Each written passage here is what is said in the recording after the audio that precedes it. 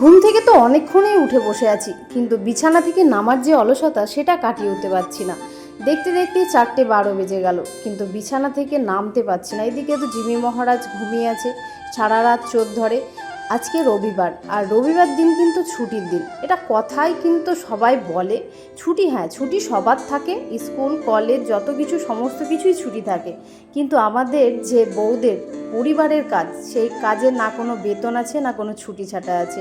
বরঞ্চ প্রতিদিনের তুলনায় রবিবার দিনটায় আরও বেশি কাজ থাকে, আরও হয়তো প্রতিদিনের কাজের তুলনায় 2-4টে কাজ আরও বেশি করার চেষ্টা করি আমরা। এত কাজ করি, সকাল থেকে উঠে একই রকমের কাজ করি, কিন্তু অনেক সময় আবার শুনতে হয় যে সারাদিন কী করি, সারাদিন তো বসেই থাকি।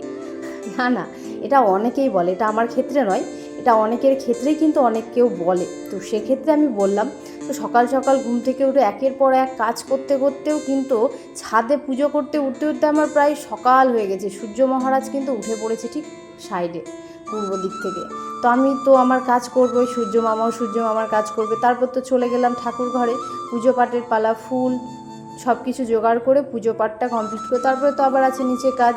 তো এইদিকে আমার পুজো পাঠ কমপ্লিট করেই আমি তাড়াতাড়ি করে জল দিয়ে দিলাম গাছে, কারণ আমার ছোট্ট ছাদ বাগানে জলেরও প্রয়োজন।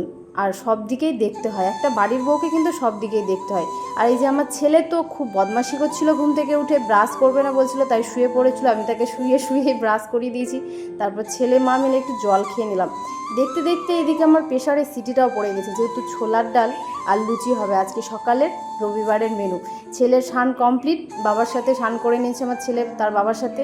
আর এবার আমাকে গল্প শোনাতে গিয়েছে, তো বদমাশি তো যাবে না, ছোটো তো একটু তো বদমাশি করবে, প্রতি মুহূর্তে এরকম করে। আর এদিকে আমি আর দিদি ভাই দুজনে মিলে শুরু করে দিয়েছি বাড়ির কাজে। তো যাই হোক, কাজ করি আর এইখানে আমি ভিডিও করি। আমার ভিডিওটা করতে খুব ভালো লাগে, যার কারণে আমি ভিডিওটা করি।